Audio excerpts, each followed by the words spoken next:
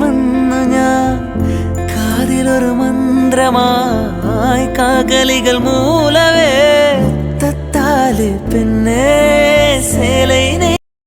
Hello friends, welcome back to my channel home sweet home. இது வரைக்கும் என்னோட சேனலை சப்ஸ்கிரைப் பண்ணி சப்போர்ட் பண்ணுற எல்லாருக்குமே ரொம்பவே நன்றி. இன்னைக்கு என்னோட கிச்சனில் ஒரு சின்ன ஆர்கனைசேஷன் பண்ண போகிறேன். அதை தான் இந்த வீடியோவில் பார்க்க போகிறீங்க. நான் இதுக்கு முன்னாடி ஆர்கனைஸ் பண்ணி வச்சுருந்தது கொஞ்சம் கன்வீனியண்ட்டாக இல்லாத மாதிரியே இருந்துச்சு. அதனால் ஒரு சில ஆர்கனைசர்ஸ் எல்லாம் நான் மீஷோலேருந்து ஆர்டர் பண்ணி வாங்கியிருந்தேன். அதெல்லாம் லாஸ்ட் வீடியோலேயே உங்களுக்கு ஷேர் பண்ணியிருந்தேன். அதெல்லாம் வச்சு எப்படி ஆர்கனைஸ் பண்ணுறேங்கிறத இந்த வீடியோவில் பார்க்கலாம். இதுதான் என்னோட கிச்சன் கவுண்டர் டாப். இது ஒரு எல் ஷேப் கவுண்டர் டாப் தான். மார்னிங்கே கிச்சனை ஃபுல்லாகவே க்ளீன் பண்ணிட்டேன். ஏன்னா ஒரேடியாக கிச்சனை க்ளீன் பண்ணி ஆர்கனைஸ் பண்ணுறது கொஞ்சம் கஷ்டமாக இருக்கும். அதனால் ஃபஸ்ட்டே க்ளீன் பண்ணிட்டேன். இப்போ அந்த 2 டயர் ஆர்கனைசரில் இருந்த திங்ஸை மட்டும் எடுத்து லைட்டாக வெட் கிளாத் வச்சு தொடச்சி எடுத்துக்கிறேன். இந்த ஆர்கனைசரும் நான் மீஷோவில் தான் வாங்கியிருந்தேன். அதையெல்லாம் லைட்டாக ஒரு வெட் கிளாத் மட்டும் வச்சு தொடச்சி எடுத்துக்கிறேன். ஃபர்ஸ்ட் கிச்சனோட ரைட் சைடில் இந்த கார்னர் ரேக் வச்சுருக்கேன்.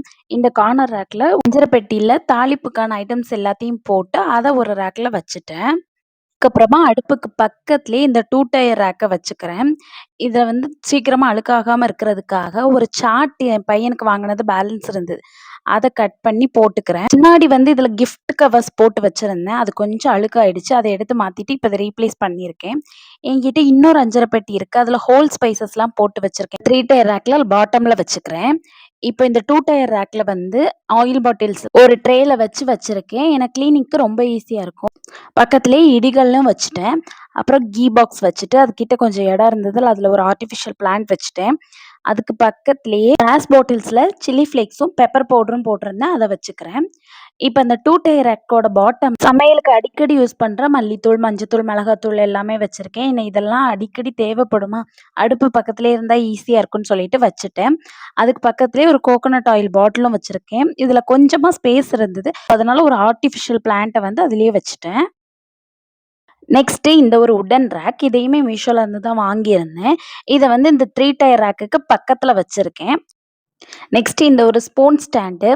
இதை வந்து லோக்கல் ஷாப்ல இருந்து தான் வாங்கியிருந்தேன். 100 ருபீஸ்னு. ஸ்பூன்ஸ் எல்லாம் கட்லரி யூனிட்ல போட்டால் கொஞ்சம் எடுக்க கஷ்டமாக இருக்குது. அதனால கவுண்டர் டாப்லேயே வச்சிடலான்னு சொல்லிட்டு உட்டன் ரேக்லேயே வச்சுட்டேன். அதுக்கப்புறமா 2 செராமிக் ஜார்ஸ். இதில் ஒன்றில் உப்பு, ஒன்றில் புளியும் போட்டு வச்சுருக்கேன். புளி வந்து காலி ஆயிடுச்சு. இது ஃபுல்லாக காலி ஆனதுக்கப்புறம் வாஷ் பண்ணிட்டு தான் இனி ரீஃபில் பண்ணணும்.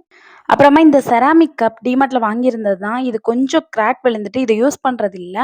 அதனால் இதுக்குள்ளே தான் சிசர், நைஃபு, அப்புறம் இந்த தேங்காய் உடைக்கிறது, அப்புறம் ஸ்க்ரூ டிரைவர் இதெல்லாமே போட்டு எடுத்து வச்சுருக்கேன். இதையும் இந்த ரேக்கோட மேலேயே ஸ்பூன் ரேக் பக்கத்துலேயே வந்து வச்சுட்டேன்.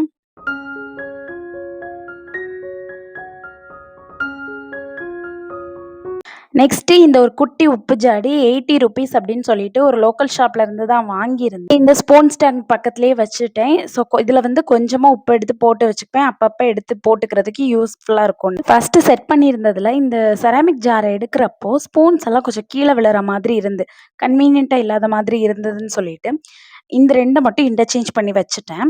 ஸ்பூன்ஸ் ரேக் எடுத்து 2 டயர் ரேக்கில் வச்சுட்டு அப்படியே உட்டன் ரேக்கில் வந்து இடிகல்ல வச்சுட்டேன். அதுக்கு பக்கத்தில் கொஞ்சமாக ஸ்பேஸ் இருந்துச்சுன்னு ஒரு ஆர்டிஃபிஷியல் ஃப்ளவரையும் வச்சுட்டேன். அப்புறமா இந்த கார்னர் ரேக்கில் கொஞ்சம் ஸ்பேஸ் இருக்கிற மாதிரி இருந்தது. ஸோ அதனால் என்னோட டீ கப் எல்லாத்தையுமே அதுலேயே அரேஞ்ச் பண்ணி வச்சுட்டேன்.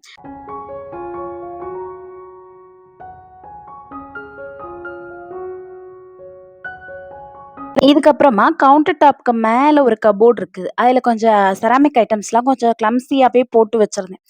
இந்த ஒரு ஆர்கனைசர் வச்சு தான் அதில் செட் பண்ணி வச்சுருந்தேன். பட் இது அந்த அளவுக்கு கொஞ்சம் கன்வீனியண்ட்டாக இல்லை. இது அவ்வளோவா வெயிட்டும் தாங்காது. மேலே பிளாஸ்டிக்லேயும் கீழே அந்த 2 லெக்கும் மெட்டலில் கொடுத்துருப்பாங்க. அதை ரீப்ளேஸ் பண்ணுறதுக்காக தான் இந்த 2 ஸ்டாண்டும் மீஷோல இருந்து வாங்கியிருந்தேன். இதை வச்சுட்டா மேலேயும் கீழேயுமா நம்ம யூஸ் பண்ணிக்கலாம். கீழே கொஞ்சம் ஸ்பேஸ் கிடைக்கும். அதுலேயே நமக்கு தேவையான ஐட்டம்ஸ்லாம் வச்சுக்கலாம்னு சொல்லிட்டு இதை செட் பண்ணிட்டேன். இதை கபோர்டில் வச்சதுமே பார்க்க ரொம்ப நீட்டாகவும் இருந்தது. நல்ல ஸ்பேஷியஸாகவும் இருக்கிற மாதிரியா இருந்தது. இப்போ இந்த ரேக்கோட பாட்டமில் ஆல்ரெடி நான் ஒரு ட்ரேயில் கொஞ்சம் ஐட்டம்ஸ்லாம் போட்டு வச்சுருந்தேன். இந்த மோமோஸ் மேக்கர், கொழுக்கட்டை மேக்கர்லாம் அதை வந்து வச்சுக்கிறேன். அதோட இன்னொரு சைடில் கொஞ்சம் செராமிக் பிளேட்ஸ், ஸ்நாக் பிளேட்ஸ்லாம் இருந்தது. அதை வச்சுக்கிறேன். அந்த ரேக்கோட டாப் லேயரில் கொஞ்சம் செராமிக் பவுல்ஸ் எல்லாம் வச்சுருந்தேன். அதை செட் பண்ணிட்டேன். இப்போ பார்த்தீங்கன்னா ஃபைனல் லுக் பார்க்க இப்படி தான் இருந்தது. ரொம்ப நீட்டாக இருந்தது. அதுக்கப்புறமா கவுண்டர் டாப்போட இன்னொரு சைடில் இந்த மாதிரி ஒரு பிளாஸ்டிக் ட்ரே ஒன்று வச்சுருக்கேன். இது வந்து டிமார்ட்ல இருந்து தான் வாங்கியிருந்தேன். பெரிய வெங்காயம், சின்ன வெங்காயம், பூண்டு இதெல்லாம் தனித்தனியா போட்டு வச்சிருக்கேன். பூண்ட தனியா ஒரு ட்ரேல போட்டு தான் வச்சிருக்கேன். எடுக்கிறதுக்கு ரொம்ப ஈஸியா இருக்கும். நெக்ஸ்ட்டு ஃப்ரிட்ஜுக்கு பக்கத்துல இந்த ஒரு வுடன் ஸ்டாண்ட செட் பண்ண போறேன். இத வந்து நான் இந்த அதன்சி ஹூக் வச்சு தான் செட் பண்ணியிருக்கேன். ஹஸ்பண்ட் தான் அத ஸ்டிக் பண்ணி குடுத்துருந்தாங்க. இத வந்து ஒரு 2 டேஸ் நல்லா ட்ரை பண்ண விட்டுட்டு, அதுக்கப்புறமா நீங்க வச்சீங்கன்னா நல்லாவே வெயிட் தாங்கும். நான் ஃபோட்டோ ஃப்ரேம்ஸ் கூட இத வச்சு தான் இப்ப அந்த வுடன் ஸ்டாண்ட்ல வந்து ஒரு ஆர்டிஃபிஷியல் பிளான்ட் வந்து வச்சிருக்கேன். நெக்ஸ்ட்டு சிங்க்குக்கு பக்கத்துல இந்த ஒரு மெட்டல் ஸ்டாண்ட்ல தான் எல்லா திங்ஸையுமே அரேஞ்ச் பண்ணியிருந்தேன். அத எடுத்துட்டு இந்த ஒரு பிளாஸ்டிக் ஆர்கனைசர் அதுல செட் பண்ணிட்டேன். இதுக்கு வந்து அது கூடவே 2 அதன்சி ஹூக்ஸ் வந்து குடுத்துருப்பாங்க. இதுக்குள்ள லிக்விடு, ஹேண்ட் வாஷு, அப்புறமா இந்த சிங்க் கழுவுற ஸ்க்ரப்பரு இது எல்லாத்தையுமே அதுக்குள்ளேயே செட் பண்ணி கேஸ் ஸ்டவ்வோட லெஃப்ட் சைட்ல நான் எதுவுமே வைக்க மாட்டேன். நான் அத ஒர்க்கிங் ஸ்பேஸா தான் யூஸ் பண்ணுவேன். காய்கறி கட் பண்றது அந்த மாதிரி எல்லாத்துக்குமே யூஸ் பண்ணிக்குவேன். இப்ப ஃபைனல் லுக் வந்து இப்படிதான் இருக்கு. இந்த அரேஞ்ச்மெண்ட்ஸ் எப்படி இருக்குன்னு சொல்லிட்டு கமெண்ட் செக்ஷன்ல சொல்லுங்க. எனக்கு கவுண்டர் டாப் கொஞ்சம் ஃப்ரீயா இருந்தா தான் பிடிக்கும். எல்லாத்தையும் ஃபுல்லா அப்படியே அடைச்சு வைக்கிறது வந்து பிடிக்காது. கவுண்டர் டாப்ல ஒரு லைட் மட்டும் செட் பண்ணணும்னு ஆசை. பட் இந்த டைம் அத வாங்கல. செட் பண்றதா இருந்தா கண்டிப்பா ஒரு வீடியோல ஷேர் பண்றேன். உங்களுக்கு இந்த வீடியோ பிடிச்சிருந்ததுன்னா லைக் பண்ணுங்க. மறக்காம சேனல சப்ஸ்கிரைப் பண்ணி சப்போர்ட் பண்ணுங்க. உங்களோட ஃபீட்பேக்ஸை எனக்கு கமெண்ட் செக்ஷன்ல ஷேர் பண்ணிக்கோங்க. தேங்க்ஸ் ஃபார் வாட்சிங்.